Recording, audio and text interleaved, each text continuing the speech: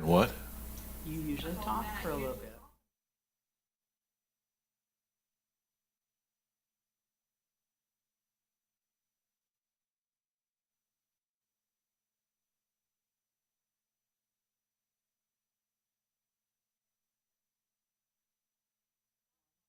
And then stop, and then, have you told her? Yes, I have. All right, well, here we go.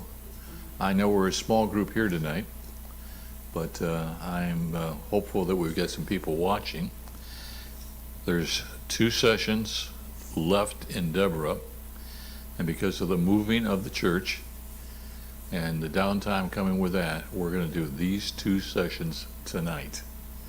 And so let's just begin this thing right now. Would you run the first one, Lori?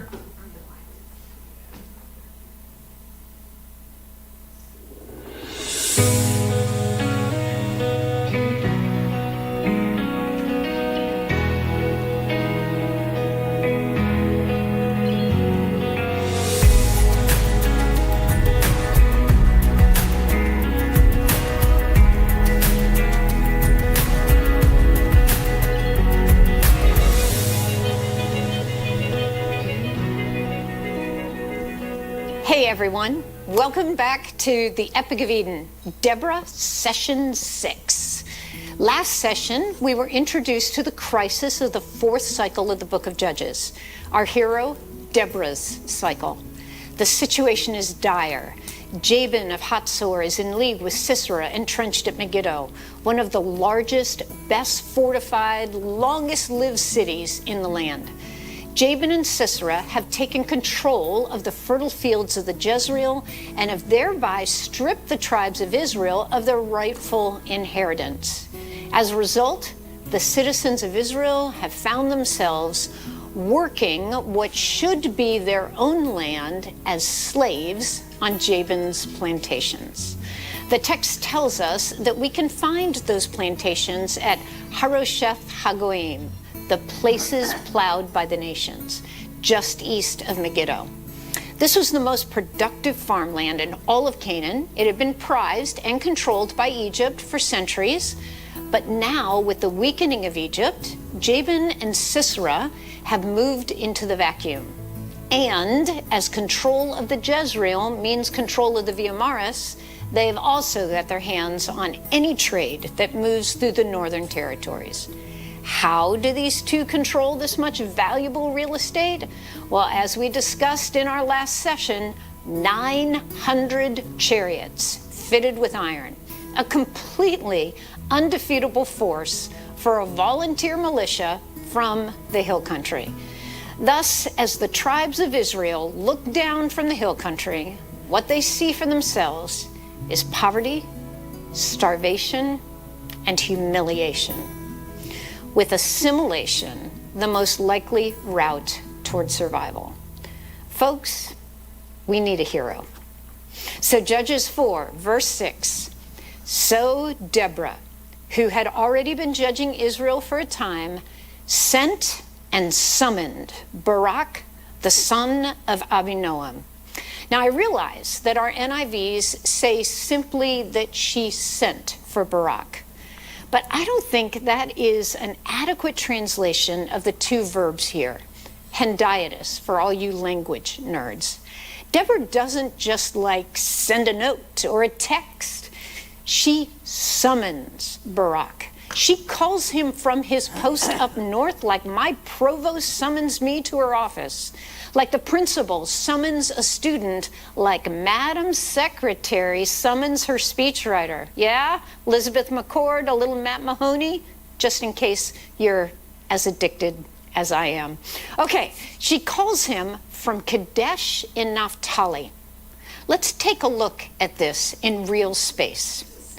Deborah's administrative center, i.e. that palm tree we discussed a bit ago, is right here, about 50 miles south of Naphtali. Lori? Some put Barak all the way north 6? near Hatzor, here. You're not doing 6, are you? But Anson Rainey puts him at the Kadesh, 6. just west of the southern end of the Sea of Galilee, here. And as Rainey is pretty much always right, well, that's where we're going to put Barak too. 6, no, So 7 and 8 Deborah is what we're doing. We're not doing summons 6. Barak, and he comes across enemy lines, pronto. And when he comes, Deborah, the prophet, offers Barak, the military commander, what is see. known in the literature as a war oracle. We have many examples of this kind of moment in your Bibles and beyond. The prophet Dagon offers one to Zimri-Lim, king of Mari, in ARM 26. Divine intermediary Baal Ushazib delivers one to Assyrian king Esarhaddon, ABL 1230. That's why we're stopping it. Or was she moving on right there? I've got 7 and 8. Those are the 2 we're doing tonight. 7 and 8 is what we're supposed to do. We're supposed to be doing 7 tonight. 7 and 8. Oh, those folks in TV land.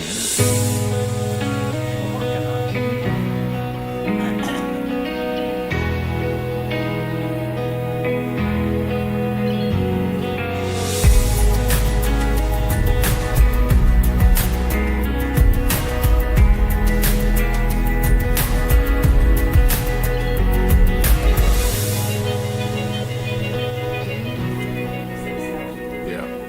Hello, wonderful people, and welcome back to the Epic of Eden, Deborah, Session 7. When we left our heroes, they were gathered at Mount Tabor. Barak has mustered the volunteer militia. The prophet is in attendance. God has spoken. Sisera and his troops are across the valley at Megiddo. Courage and integrity and allegiance to the covenant colors every corner of this scene. But as any military strategist would tell us, it is gonna take a miracle for our team to come out alive. As the tension mounts, we expect our narrator to drop the flag and the Israelite fighters charge onto the field of battle. But instead, our narrator offers us a meanwhile, back at the Batcave kind of moment. Grammarians call this a circumstantial or parenthetical clause. Typically, it's marked by a disjunctive vav. Aren't you just dying to take Hebrew now? In your English Bibles, such an aside might be marked by a parenthesis or simply by a circumstantial particle, like now. So we're going to do both. Verse 11. Now Heber, the Kenite, had left the other Kenites, the descendants of Hobab, Moses' brother-in-law, and had pitched his tent by the great tree in Zananim near Kadesh. Now, why is the narrator telling us this? The deal here is, like most circumstantial clauses, this is something that we, the audience, need to know in order to move forward with the drama ahead. And I don't know about you, but I want to know who the heck Heber is and what's the deal with the Kenites. So let's start with who are the Kenites. Judges 1:16 tells us that the descendants of Moses' father-in-law, that's Jethro, the Kenite, went up from the city of palms, that's Jericho, with the people of Judah to live among the inhabitants of the desert of Judah in the Negev near Arad. What this tells us is that the Kenites are kin, adopted kin, but kin all the same. They're Moses' in-laws. And as a result, they were allowed to settle in and benefit from the promised land. Should a Kenite be an ally? Absolutely. So what is this Kenite Heber doing? He is separated from Naphtali.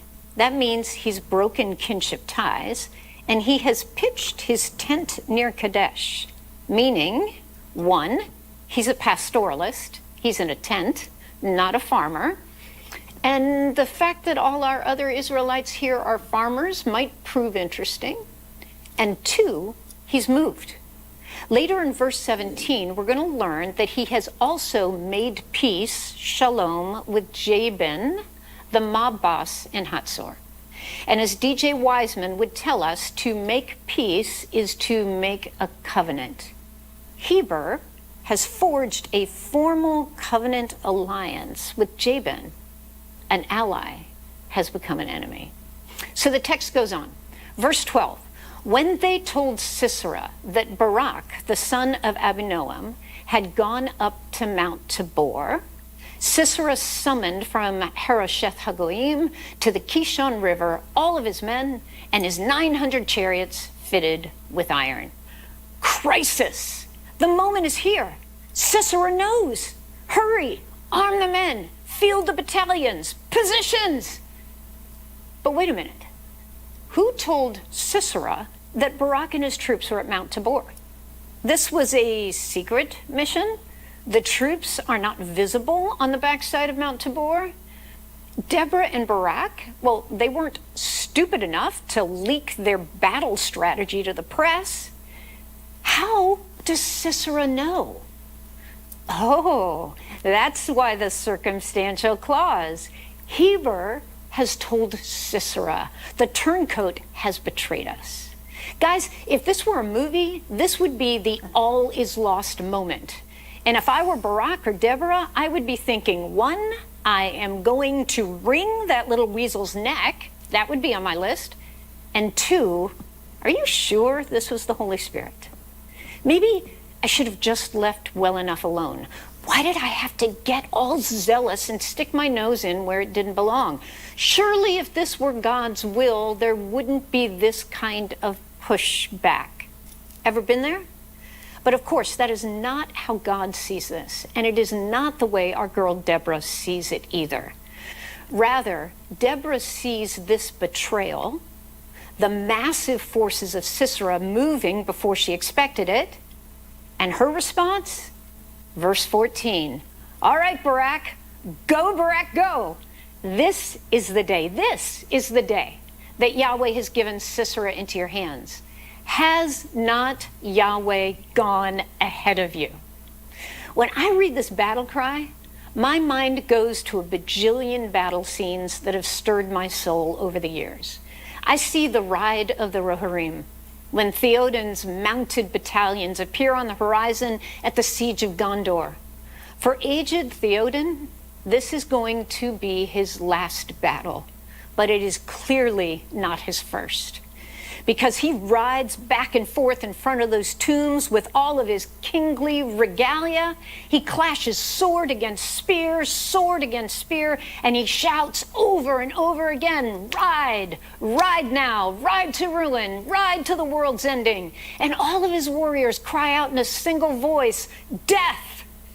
That's how I want to start a battle, death, because every one of them knows that this one is worth fighting for, whatever the cost. And then there's that scene at the end of Braveheart. William Wallace has been torturously murdered in his attempt to gain freedom for his beloved Scotland.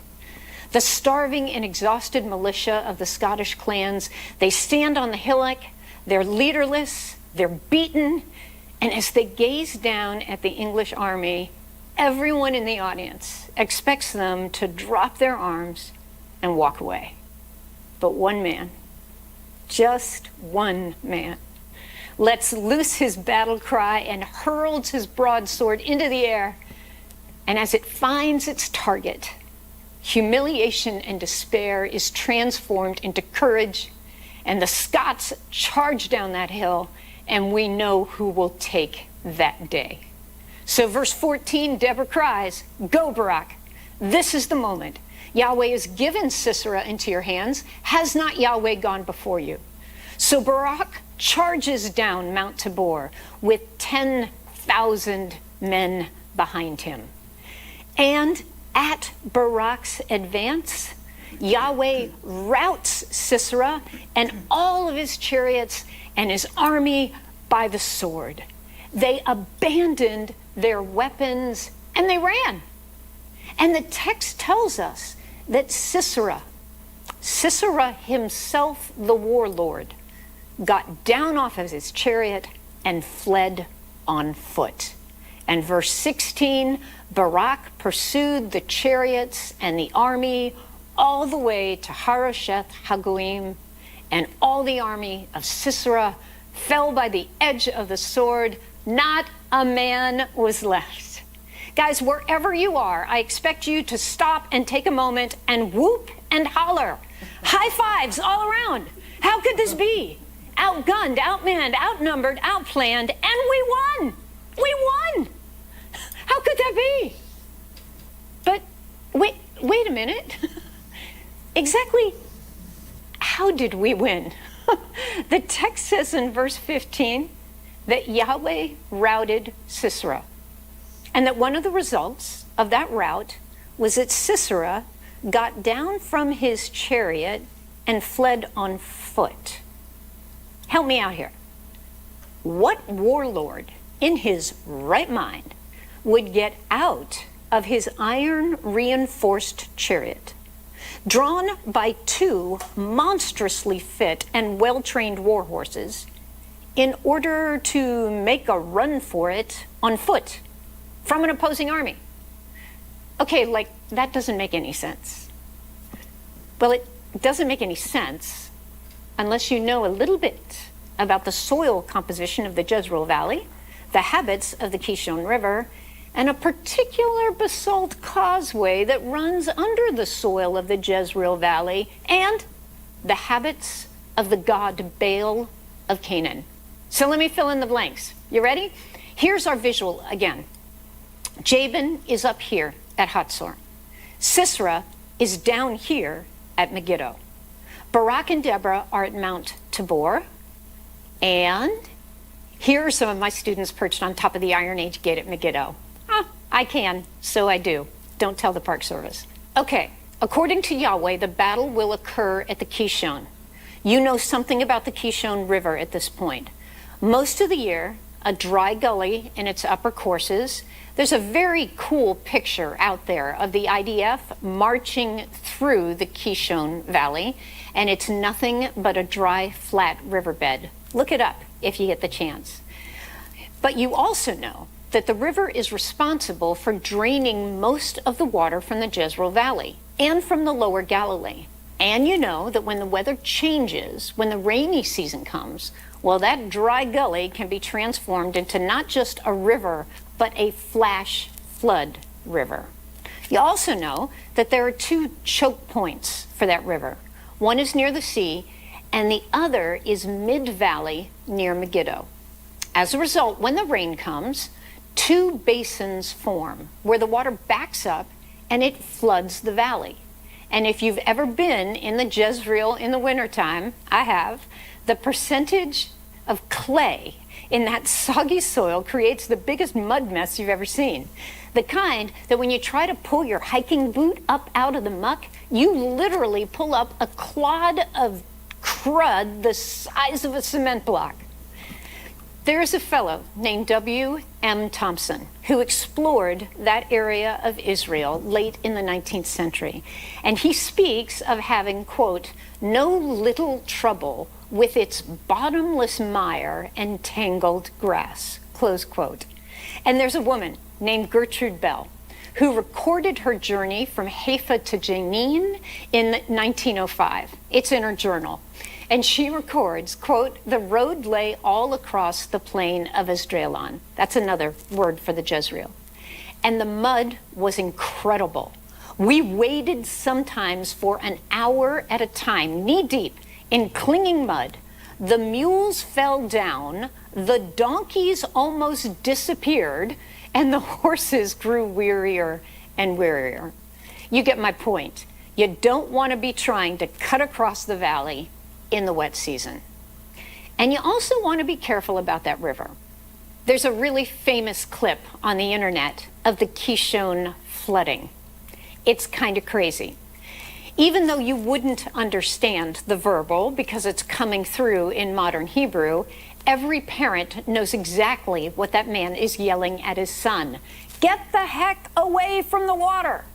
Because what starts as a little rush of water builds and builds in a matter of seconds until this mass of muddied water comes flowing through this tiny gully, taking out everything in front of it, including the bridge by which you're supposed to walk over it. And just in case you think I'm making all of this up, take a look again at my little San Antonio Creek bed, a half-mile from my house in Southern California. Dry gully one moment, going to take out the Berkeley Bridge the next. So back to our question. How did we win? And why did our warlord Sisera abandon his chariot and make a run for it? Well, take a look at our visual again. Our guys are on Mount Tabor preparing for battle. Yahweh has promised that he would draw out Sisera to the gully of the Kishon. The word of Heber, the turncoat, becomes the signal by which Yahweh commands Sisera to come. All 900 chariots, battalions of professional soldiers. One thing is very clear here. Sisera intends to crush those pesky Israelites so that they never dream of rebelling again. And Deborah gives the word, go, Barak, go. Barak gives the battle cry. Our courageous Israelites charge forward behind their stalwart commander, and we, the audience, grip each other's hands because we know our guys are going down. And then, out of the blue, the miracle happens. Completely unexpected, completely out of season. The heavens open, and the biggest thunderstorm anyone has ever seen begins to pour down in sheets. Our team, well, they're wet, but that is the only impact rain has on our infantrymen. But as the gullies gush with water and the Kishon fills, the flood waters start backing up behind the basalt causeway, and we've got ourselves one mucky, muddy flood where there had been nothing but hard-baked clay only moments before. There is only one corridor through this muck, and Barak and his men are already on it. So Sisera's forces, completely dependent on their chariotry, are thrown into disarray. The chariots can't move. Horse and driver are thrown into a panic. 1,000-pound stallions are rearing up and wreaking havoc. The rough and tumble farmer, with his hand-fashioned weapon, they now have the advantage. And warlord Sisera takes a look at this messy scene and realizes that he has no choice but to jump off his now useless chariot and make a run for it. And our volunteer infantry, under the bodacious leadership of Lightning Strike Barak, chase Sisera's men all the way back to Megiddo. We have won. So here's for the next question, maybe the best question. Who caused the rain? Why do we have a thunderstorm in the middle of what appears to be the dry season? How did this happen? Well, take a look at your screen. Do you remember this guy? Baal, the god of the storm. Oh, yeah. The one armed with a lightning bolt in his raised right arm, the one whose native territory is northern Canaan, the one who keeps stealing the affections of Yahweh's people because supposedly he's better. These images depict him as walking on the mountains of the Carmel range. Mount Carmel, remember where Elijah called down lightning to prove that Baal was a fraud? The Jezreel is the heart of Baal's territory.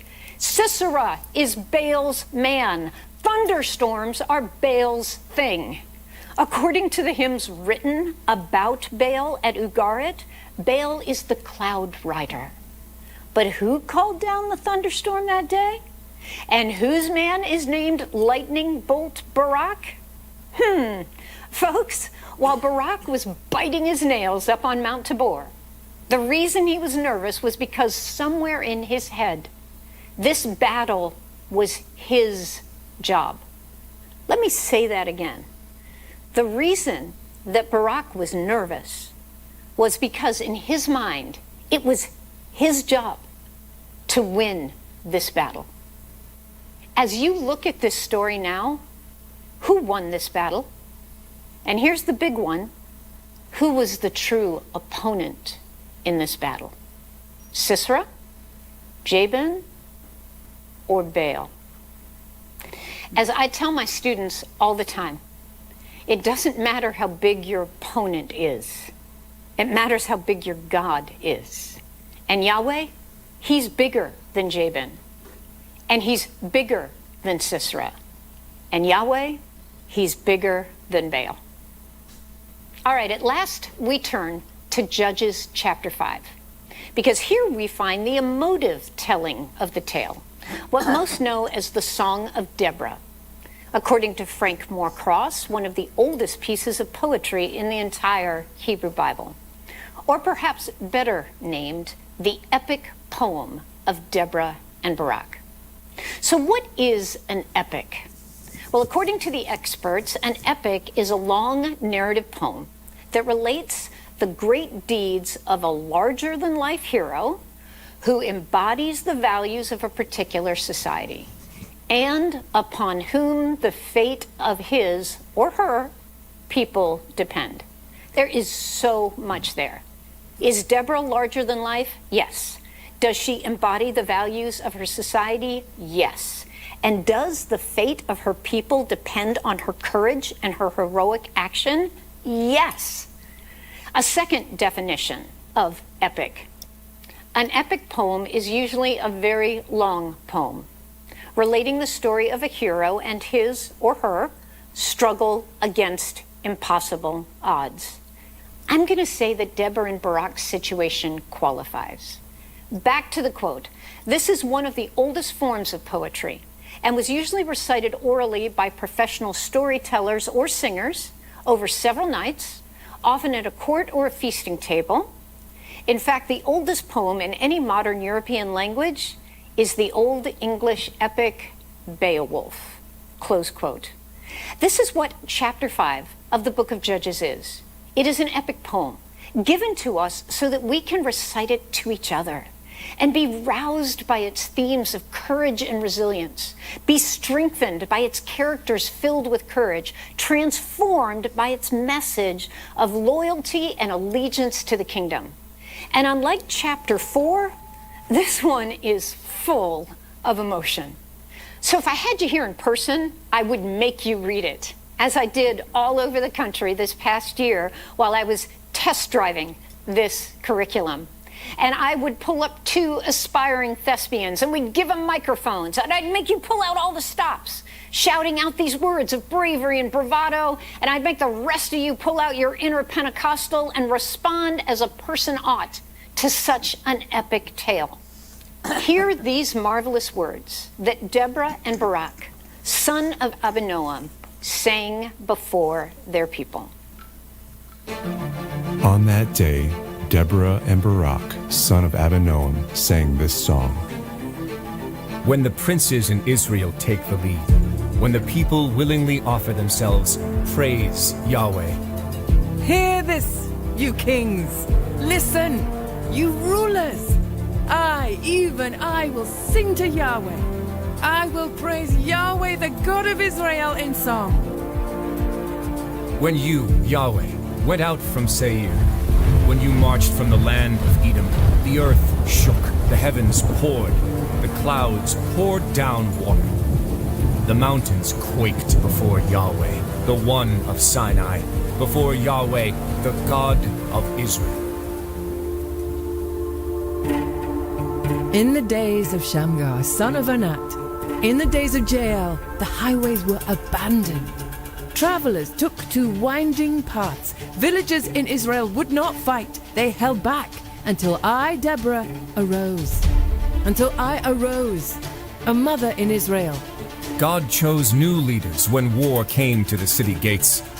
Not a shield or spear was seen among 40,000 in Israel. My heart is with Israel's princes, with the willing volunteers among the people. Praise Yahweh, you who ride on white donkeys, sitting on your saddle blankets, and you who walk along the road. consider the voice of the singers at the watering places. They recite the victories of Yahweh, the victories of his villages in Israel. Then the people of Yahweh went down to the city gates. Wake up, Deborah. Wake up, break out in song. Arise, Barak. Take captive your captives, son of Abinoam. The remnant of the nobles came down. The people of Yahweh came down to me against the mighty. Some came from Ephraim, whose roots were in Amalek. Benjamin was with the people who followed you. From Machir, captains came down. From Zebulun, those who bear a commander's staff. The princes of Issachar were with Deborah. Yes, Issachar was with Barak, sent under his command into the valley. But in the districts of Reuben, there was much searching of heart. Why did you stay among the sheep pens to hear the whistling for the flocks? In the districts of Reuben, there was much searching of heart. Gilead stayed beyond the Jordan. And Dan, why did he linger by the ships? Asher remained on the coast and stayed in his coves. But the people of Zebulun risked their very lives. So did Naphtali on the terraced field. Kings came. They fought. The kings of Canaan fought. At Tanakh, by the waters of Megiddo, they took no plunder of silver. From the heavens the stars fought. From their courses they fought against Sisera. The river Kishon swept them away. The age-old river, the river Kishon, march on, my soul, be strong. Then thundered the horses' hooves, galloping go his mighty steeds. Curse Meroz, said the angel of Yahweh, curse its people bitterly, because they did not come to help Yahweh against the mighty. Most blessed of women be Jael, the wife of Heber the Kenite. Most blessed are tent-dwelling women. He asked for water, and she gave him milk. In a bowl fit for nobles, she brought him curdled milk. Her hand reached for the tent peg, her right hand for the workman's hammer. She struck Sisera. She crushed his head. She shattered and pierced his temple. At her feet, he sank. He fell. There he lay. At her feet he sank. He fell. Where he sank, there he fell, dead. Through the window peered Sisera's mother. Behind the lattice she cried out, "Why is his chariot so long in coming? Why is the clatter of his chariot delayed?" The wisest of her ladies answer her. Indeed, she keeps saying to herself, are they not finding and dividing the spoils? A woman or two for each man? Colorful garments as plunder for Sisera, colorful garments embroidered, highly embroidered garments for my neck. All this as plunder. So may all your enemies perish, Yahweh. But may all who love you be like the sun when it rises in its strength. Then the land had peace 40 years. You know that moment when you are convinced that all is lost? When you know that despite your very best efforts, the good guys are going to lose this one?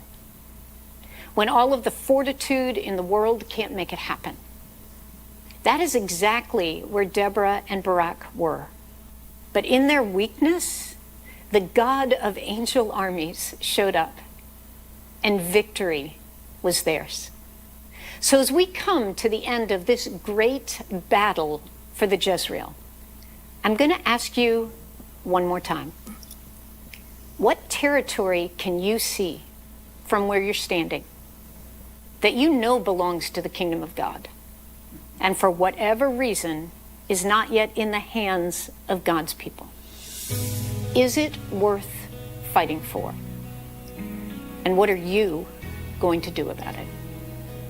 I'll see you next time.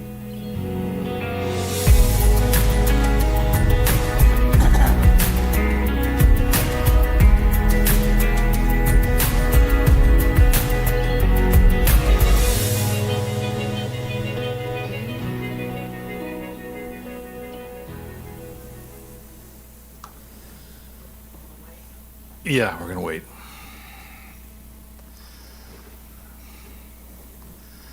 God seems to like to use water.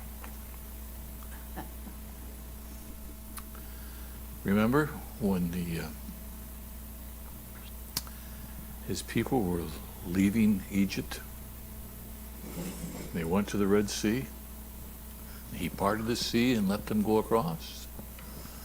And as the chariots fell in, by golly gosh, what happened? He let that water come pouring back in on them. We were up in Nova Scotia, Halifax. It's a shipbuilding town. And the bay is empty most of the time. And you wonder, why are ships built there? Because there's a massive amount of water that comes in sometimes during the day, so they can roll the ships down into the water. But you don't understand the power of that until you go around a way off the bay and you stand at this empty river, and we stood there. And around the bend, you could hear the sound coming. And I kid you not, that river was 5 feet or more tall as it swept around the corner and took out everything in its path. God uses the forces of his nature to do his will. Wow. What's your reaction to this lesson?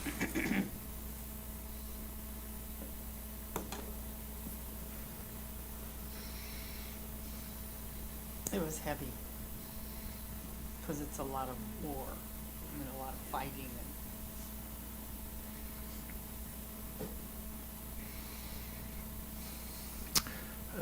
The Kenites, have you ever heard of Heber the Kenite? I had never heard of him before this. You know, Barak's men thought they'd been sold out. But what happens?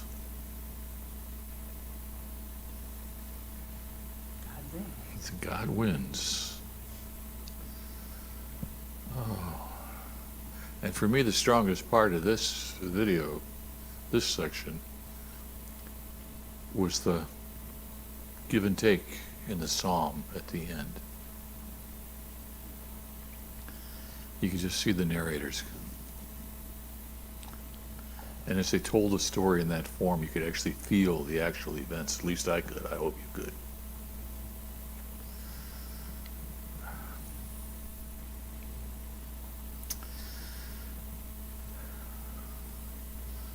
Now that you know that Baal is the one who brings in the rain, does this make this story even better?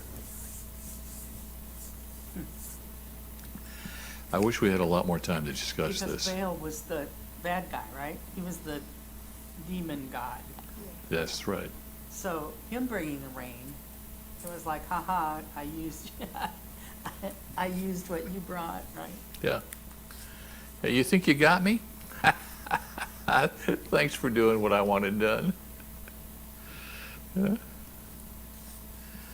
It's interesting. The things that we think are bad,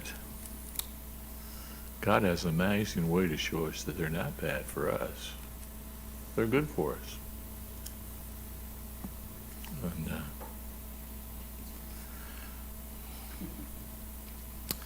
there is, before you get to session 8 in this book, a few pages about the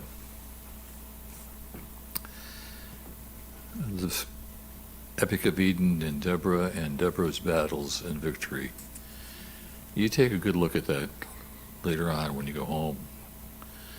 And look at that versus look at them in your Bible. Because you start to see how this thing has just played out. It's worthy of an epic movie, if you want my opinion. You know, MGM couldn't have done it better. Not even remotely close. What's your feelings?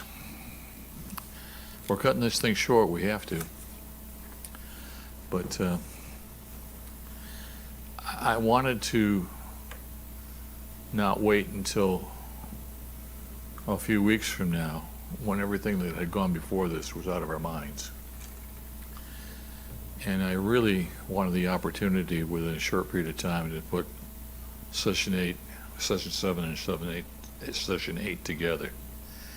Because session 8 is going to show how Deborah's legacy still has some meaning for us today. It's not something back there in ancient history. Before we get there, any comments, observations, anything you want to share? Your feelings?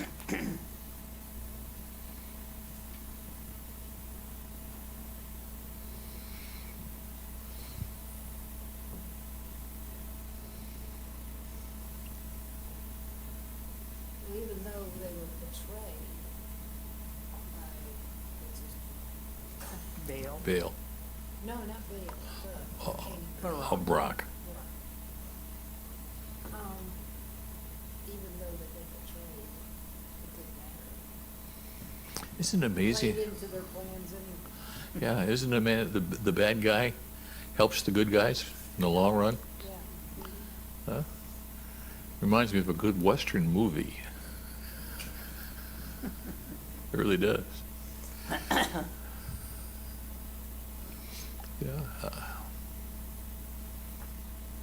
At the end of the movie, God came out, Yeah. the winner, and therefore, Yeah. Well, what we've looked at is the people of Israel who had forsaken God, and all of a sudden, because of the oppression that was coming upon them, responded to, not in force, but they responded because of Deborah and Barak and all of the call of God upon the people, and just changed things almost overnight. I think there's a lesson for us in this. If we quit looking at ourselves today and say, we can't,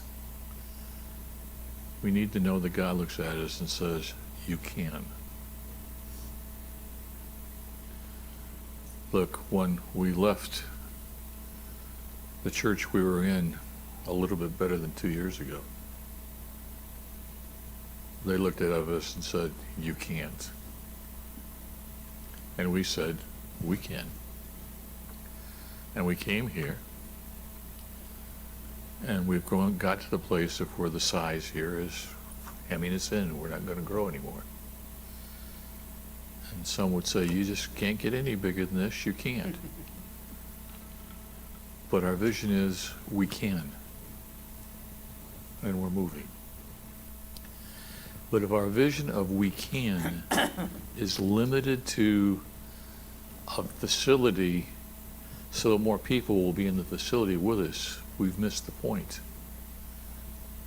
The point is more people can join in the battle with us.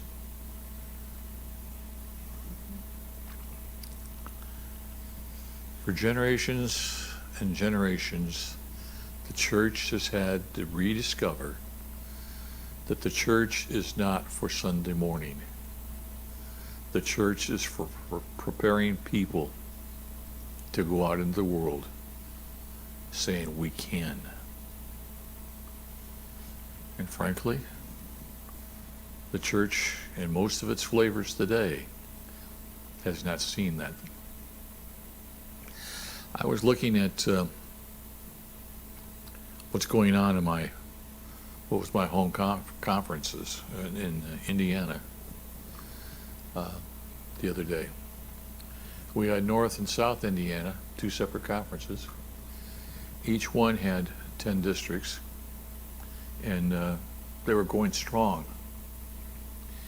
And today, Indiana is 1 conference, and it's 5 districts, and they're shrinking like crazy. Now, I've done a little research, and that's happening clear across the country.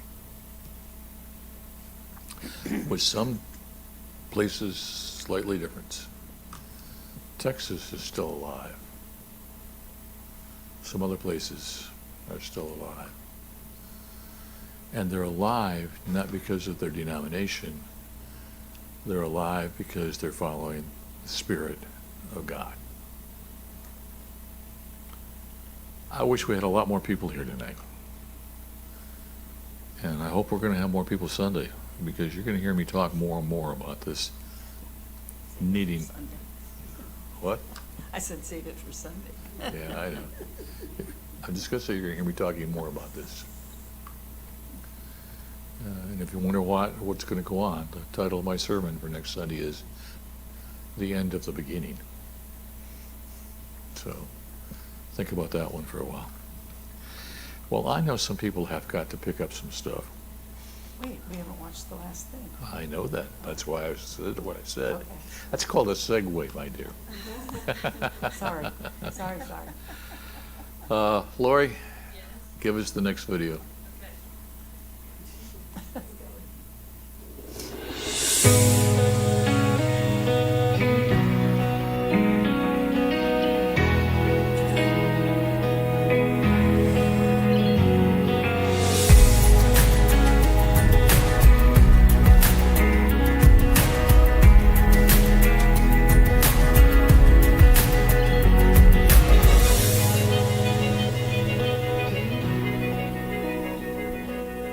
Welcome back to the Epic of Eden, Deborah.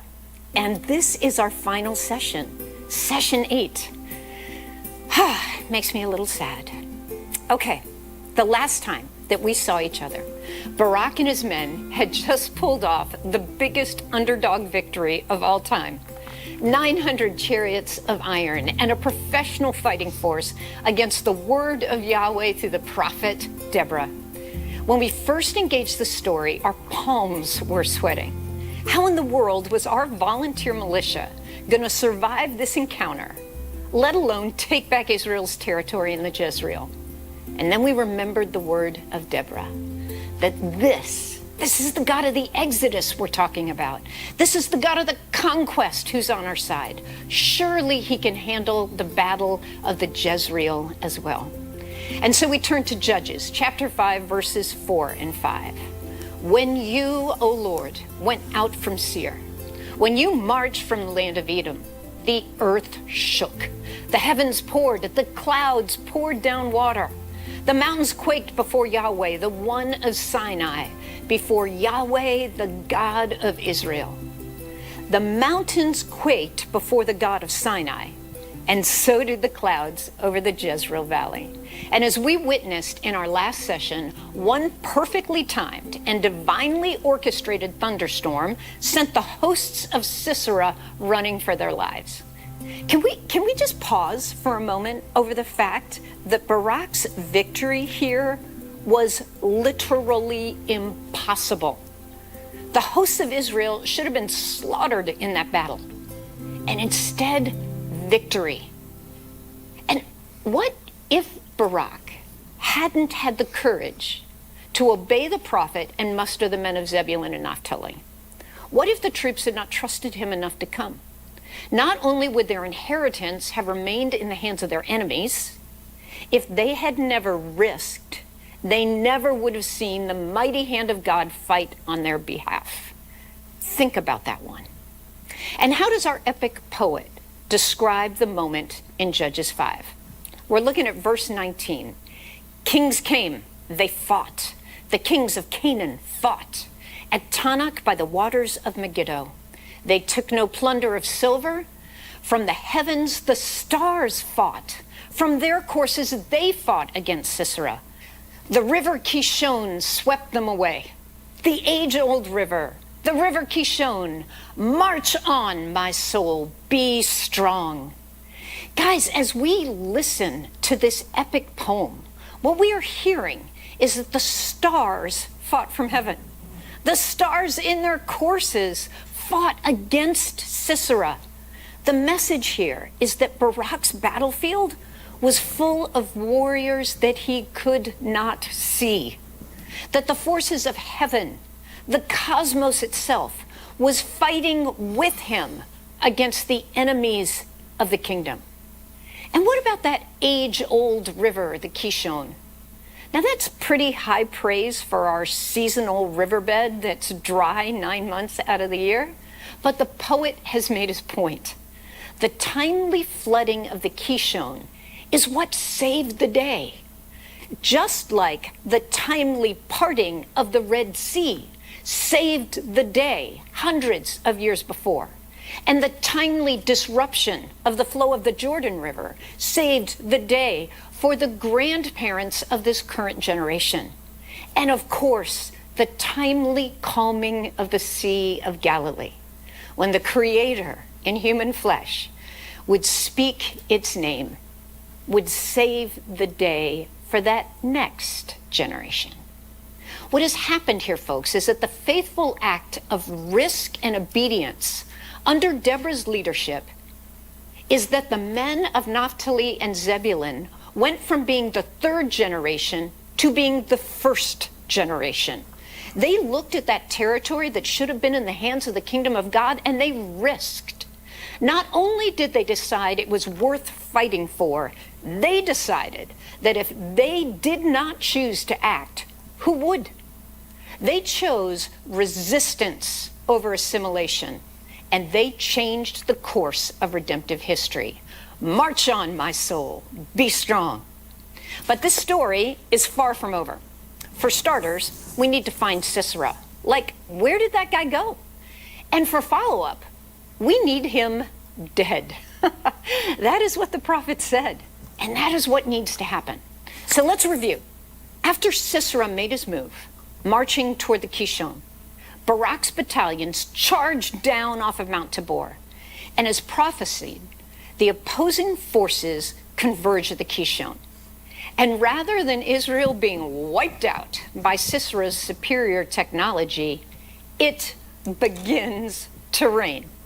The Kishon floods. The plain is turned into a mud pit. The Canaanite forces, powered by their chariot battalions, are thrown into chaos. And Sisera, courageous captain that he is, dripping with sarcasm, abandons his men and makes a run for it. And remember that we've got that cool little ridge of basalt that runs from the foot of Mount Tabor all the way to Megiddo. And it was by holding that high ground that Barak's infantrymen managed to chase Sisera's forces, now stripped of their horses and chariots, all the way back to Harosheth Hagoyim. Okay, but back to our question. Where is Sisera? Where did that guy go? Judges 4:17 tells us that after his forces were routed by the Israelites, Sisera, meanwhile, fled on foot to the tent of Jael, the wife of Heber the Kenite, because there was an alliance between Jabin, king of Hatzor, and the family of Heber the Kenite. Two things. One, I have absolutely no respect for a commanding officer who abandons his troops. We could do a full stop there, but number two, if I ever get my hands on that little weasel Heber, he's going to wish he'd honor his kinship responsibilities to the Israelites. But as the narrative progresses, Sisera runs, he certainly can't ride, and he goes somewhere where he thinks he'll find shelter and alliance. As you see on your map, Sisera is moving directly away from the battle, and he's moving into territory that, at this point, is largely Israelite. So verse 18, Jael went out to meet Sisera, and she said to him, "Come, my lord, come right in. Don't be afraid." So he entered her tent, and she covered him with a blanket, or a rug more likely. Verse 19, and our self-centered opportunist says, "I'm thirsty. Please give me some water." She opened a skin of milk, gave him a drink, and covered him up. Now, this detail may or may not be significant, but the tent we hear about is Jael's tent, not Heber's. Now, if you've ever seen a Bedouin encampment, you know the tents are very large. They have multiple rooms and are not easily moved. So you need to be thinking double-wide trailer, not the Coleman 6-man camping tent you bought for your family for the trip to Yosemite last year. But we also know that it is not unusual for the women to have separate tents, especially if there is more than one wife with more than one set of children.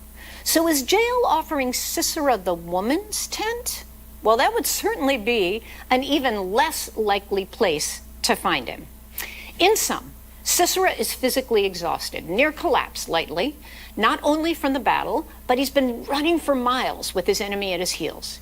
He knows that Barak is pursuing him. And whereas Sisera's forces have scattered, and he is completely on his own at this point, Barak's forces are intact. He's in familiar terrain. And at this point, Barak has the upper hand.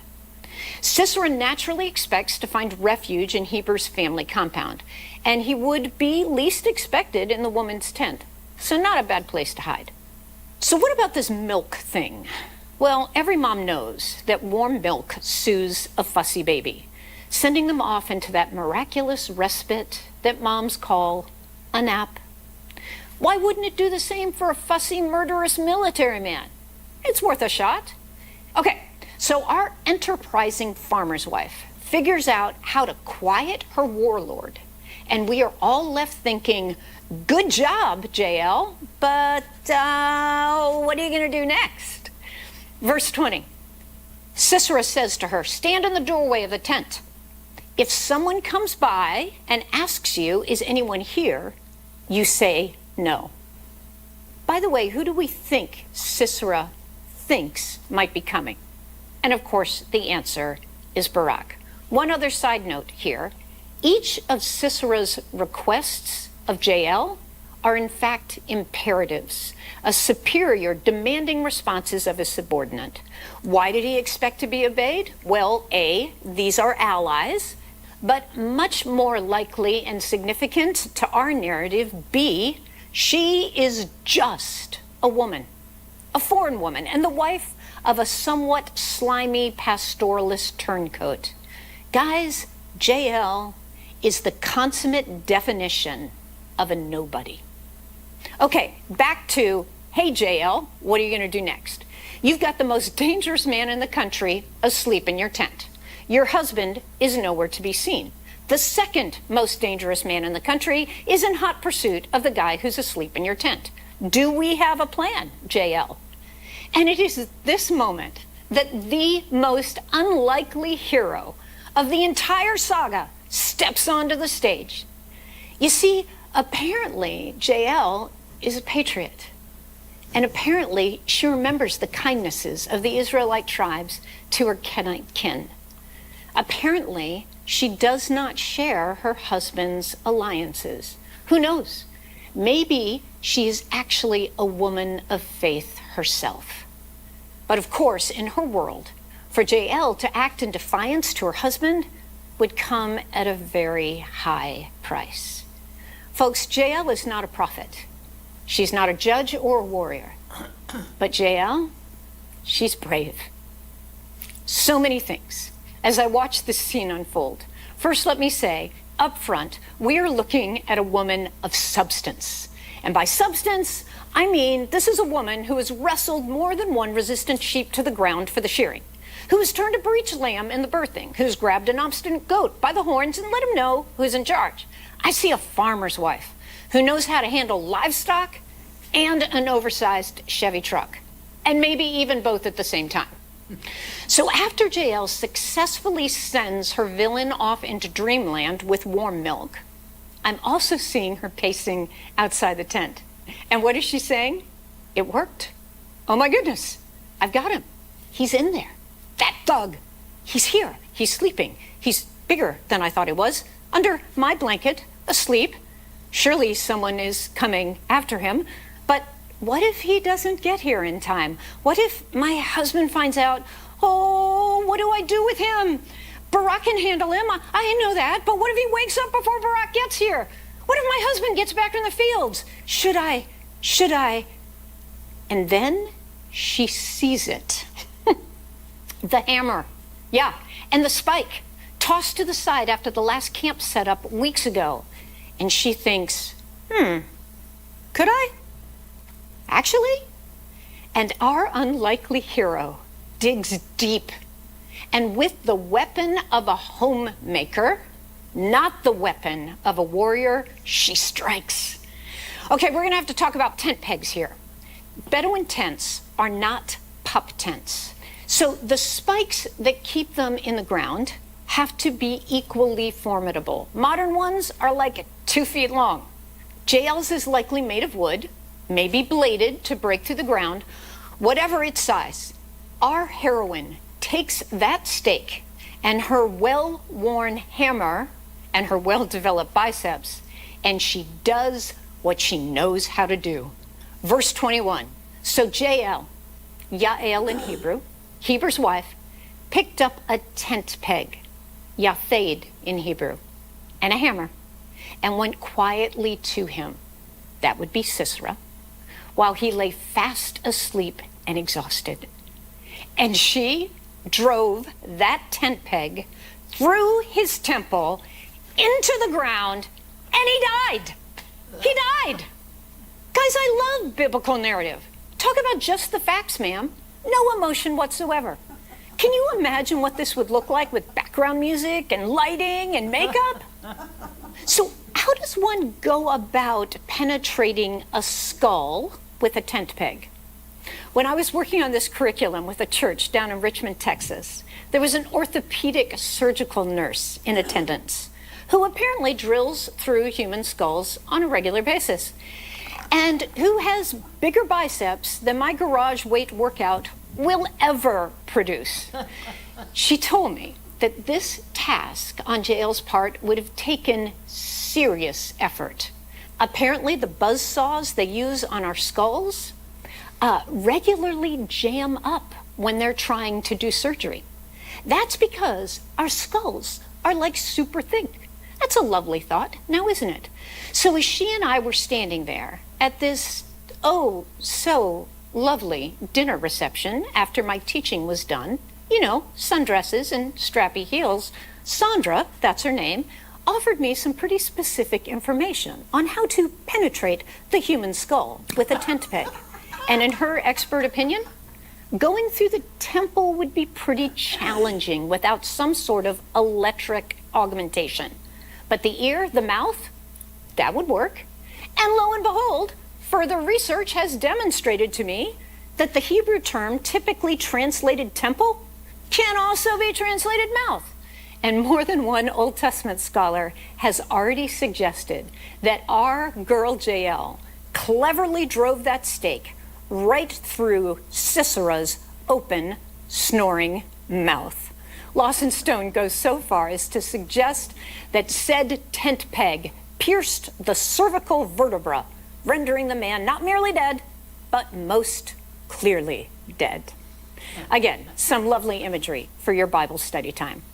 But can I also point out that Jael, our stay-at-home mom, the Bedouin, the nobody, grabs a domestic tool to subdue the man of arms. What a lovely twist to our story. It kind of reminds me of Rapunzel, you know, and her unlikely successes with her frying pan in the Disney flick Tangled. Take a look at that sometime. All right, verse 22. Just then Barak came by in pursuit of Sisera, and Jael went out to meet him. And again, she says, come, I will show you the man you're looking for. So Barak goes in with her, and there, in the middle of her tent, lay Sisera with a tent peg through his skull, dead. Verse 23, on that day, Yahweh subdued Jabin, the king of Canaan, before the Israelites. And the hand of the Israelites pressed harder and harder against Jabin, king of Canaan, until they destroyed him. The poet in Judges 5 describes Jael's act of bravery as follows. Verse 24, most blessed of women be Jael, the wife of Heber the Kenite, most blessed of all tent-dwelling women. He asked for water, and she gave him milk. In a bowl fit for nobles, she brought him curdled milk. You can also translate that yogurt. Moms, I've always been convinced that with enough yogurt, we can conquer the world. Back to verse 26. Her hand reached out for the tent peg, her right hand for the workman's hammer. She struck Sisera. She crushed his head. She shattered and pierced his temple. Verse 27, at her feet he sank, he fell. There he lay. At her feet he sank, he fell. Where he sank, there he fell. Dead, dead, dead. In case you're not getting the point. Guys, to shatter and to pierce is standard elevated warrior speak. Jael, our nobody, is being depicted here as a mighty warrior who slew the nemesis of God's people, who fell and lay at her feet. Again, Lawson Stone, in his Cornerstone commentary, says it this way. This story extols the heroics of an ordinary person choosing the Lord's side and dramatizes the catalytic power of the prophetic word to elicit daring faithfulness. Guys, Jael's courage is outrageous. These are not just ironic circumstances. This is a massive reversal of everything the audience expected. Jael's husband is a turncoat. She is a pastoral nomad in a world of settled agriculturalists. She is a woman. She is a foreigner. She should not be a hero. But in God's government, she is. Because although, like Israel, Jael might have appeared weak, she stepped forward all the same.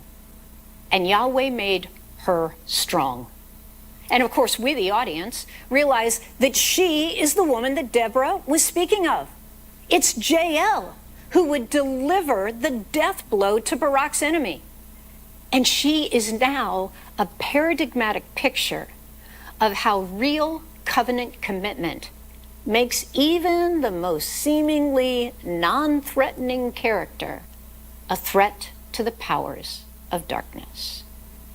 Alrighty, we have got one last issue, and believe it or not, one last woman to explore in the Epic of Deborah.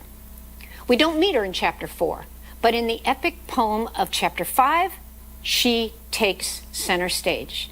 We're looking at verse 28, and it reads, through the window peered Sisera's mother. Sisera's mother is our third woman. Behind the lattice, she cried out, why is his chariot so long in coming? Why is the clatter of his chariots delayed? Guys, this third woman in our story is going to serve as the ultimate foil for our hero Deborah, who arose as a mother in Israel, and Jael, the foreigner who proved herself to be, quote, the most blessed of women. Unlike Deborah, who lives in the Canaanite-oppressed hill country, and unlike Jael, who lives as a nomadic pastoralist along the edge of Israelite territory, this woman abides in a splendid residence, likely in the grand city of Megiddo, where she had watched the majestic troops of her famous son march forth from the city gate just a few days before, with the sun glinting off their armor and their mighty horses tossing their harnessed heads eager for the battle ahead. The text tells us that she is standing at the window. And for those of you in the know, the Lady of the Window is one of the most famous scenes in Phoenician ivory carving. They are always the images of the elite, the powerful, the wealthy. You are looking at several of these pieces on your screen. Some from Nimrud, Mesopotamia, Megiddo itself. What these pieces communicate to us is that the women in the window are wealthy. And what the text communicates to us is that Sisera's mother lives in luxury, likely as a result of her son's ill-gotten gains. She does not go hungry. She knows no threat to her security. And so she stands at the window, awaiting the return of her powerful, and dare I say, narcissistic son. Now, when I first read this poem, my mother's heart empathized deeply with Sisera's mother's heart. She fears for her son. He is, of course, her most prized possession. He is precious in every feature of his life to her. But then, as a woman, I read verse 29. The wisest of her ladies answer her. Indeed, she keeps saying to herself, are they not finding and dividing spoils, a woman or two for each man?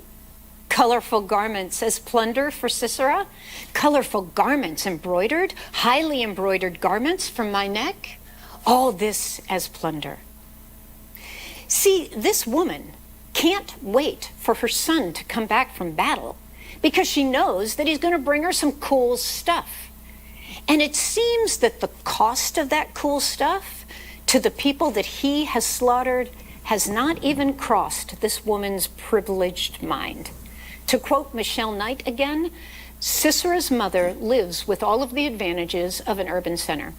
Its unassailable fortifications and its professional military.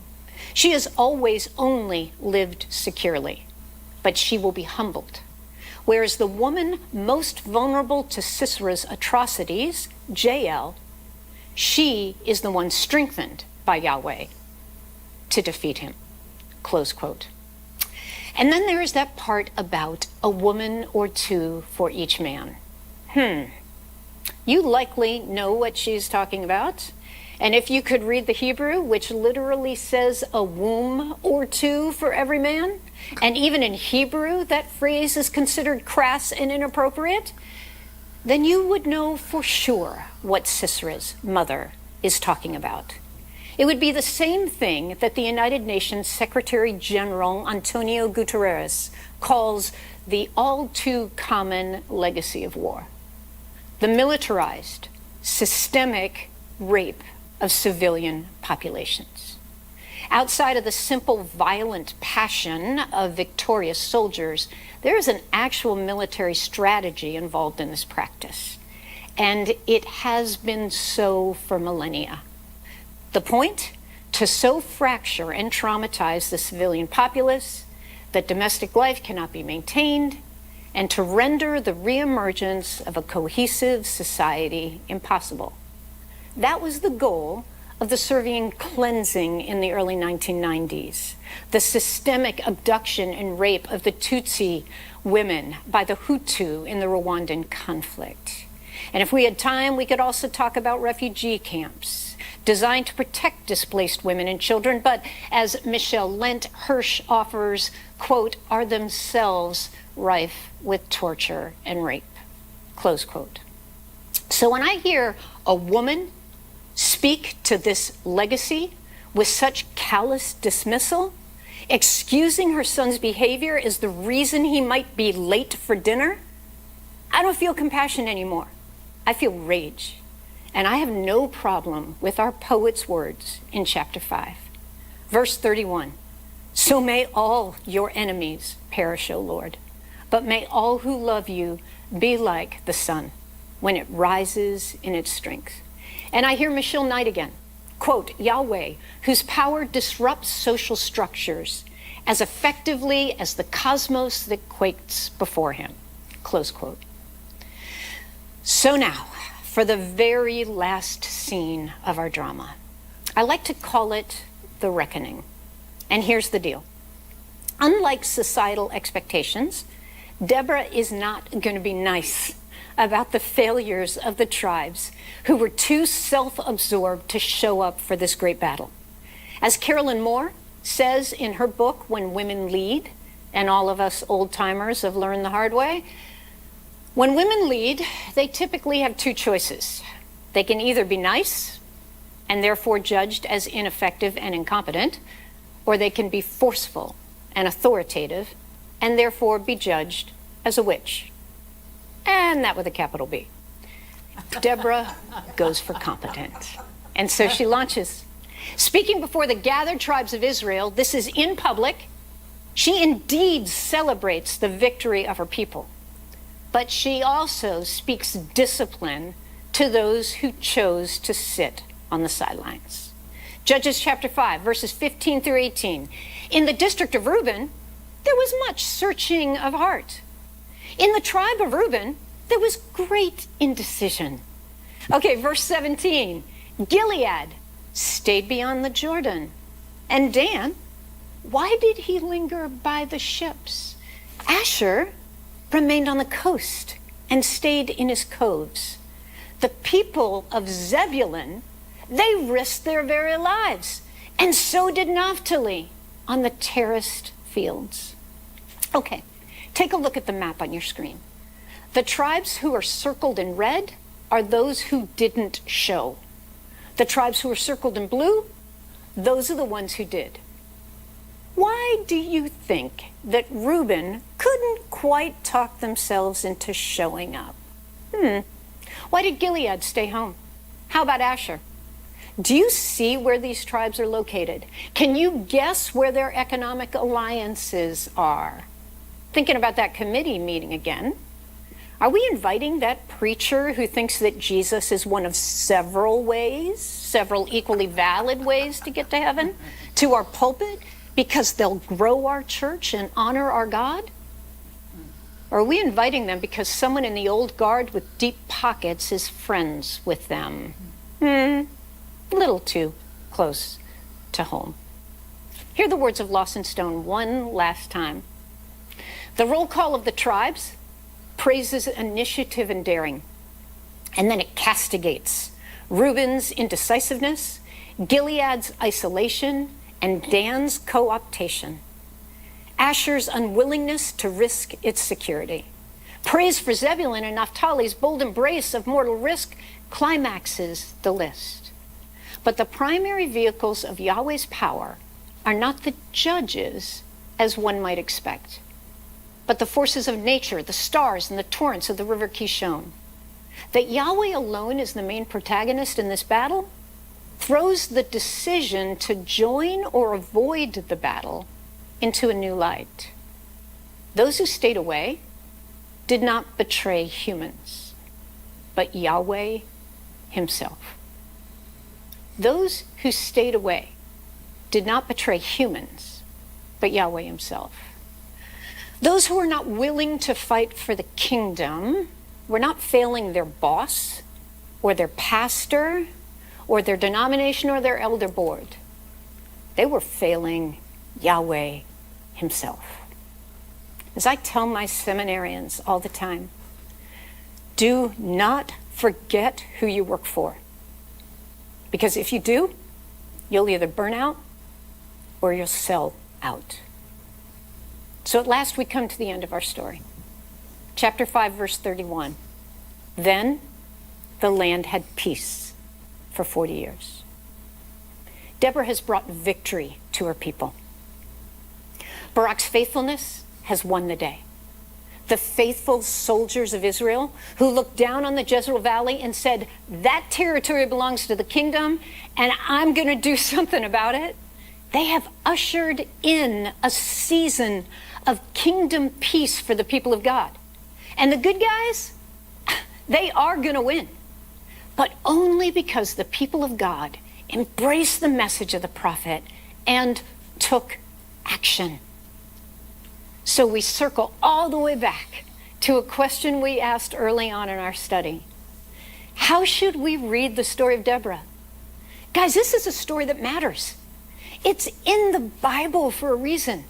As Chris Wright has taught us, this paradigmatic nature of Israel is not just a hermeneutical tool devised by us retrospectively, but theologically speaking was part of God's design in creating and shaping Israel as he did in the first place. Outgunned, outmanned, outnumbered, and outplanned, the people of God stood up anyway. And that because the prophet said so. And then Yahweh showed up because he said he would. And he didn't show up, oh, I hate this, 1 minute before he had to. Oh, I hate that part about being a believer. But here's the point. Here's the eternal point.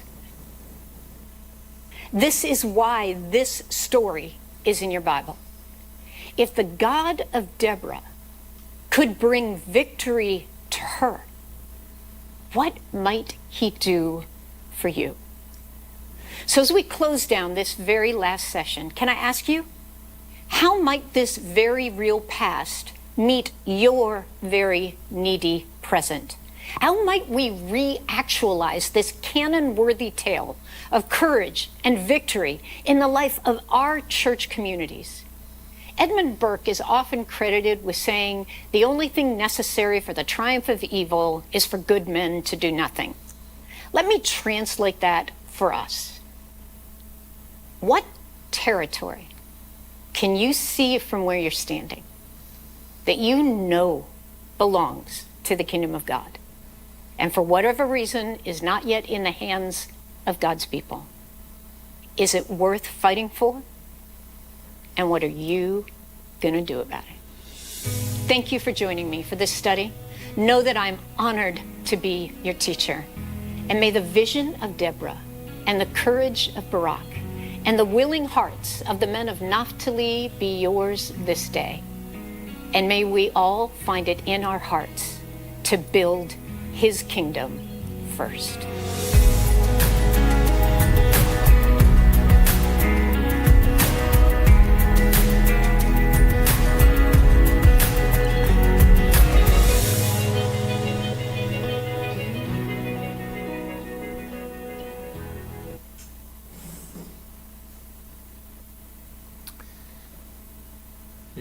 Thank you. I wish that our entire church could hear all this. Because actually this sums up the mission of the church. It sums up what we as followers of Jesus are supposed to be doing.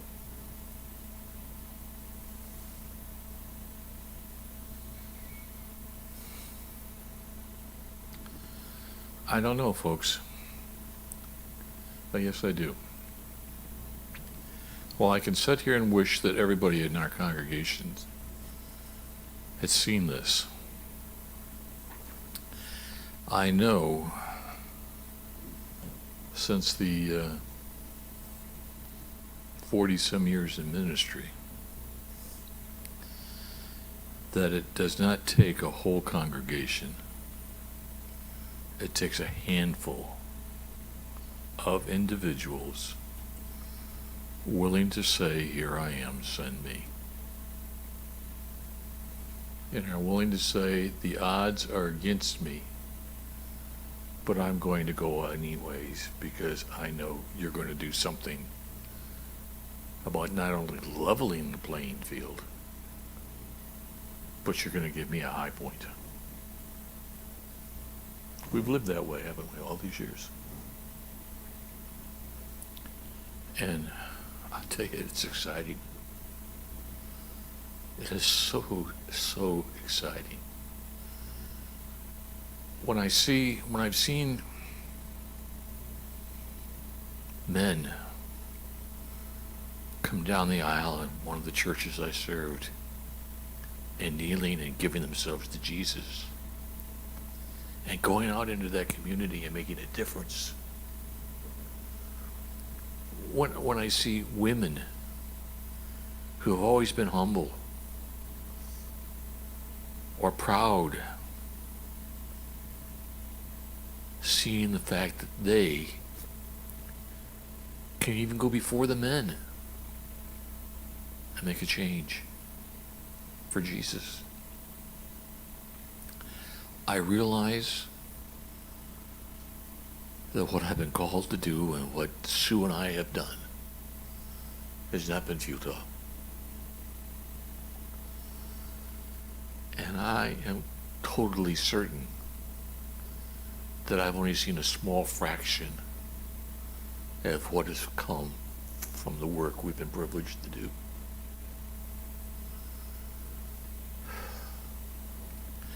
Something's going on in this congregation. The fact that we came out of a church and got this far, the fact that God has used a handful and seen it's fit to grow, and God has seen the opportunities for us to move on and do something bigger. That's not God's plan for a club. That's God's plan for an army. And while tonight there's only 6 of us sitting here, that's enough to start a fire. And please listen to your hearts and what God's speaking to them. Because I have a strong feeling that there's a plan there. And that plan will only be unfolded step by step. I've seen it in other people's lives. And I know that it's there for anybody who will step up and say, "Here I am, send me." I'm so sorry that we're down to a handful. I hope there's been a lot of people watching tonight, because the story of Deborah is, for me, the understanding of what the church is, or should be. So this is not just I studied the Bible. This is a call to arms. And the only way you can really answer that is, here I am. Here I am, God.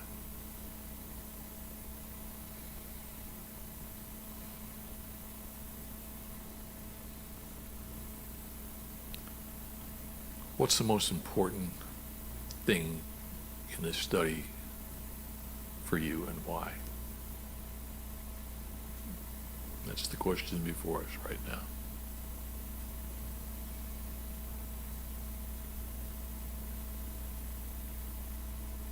I mean, talking about Deborah, the fact that she accepted the Lord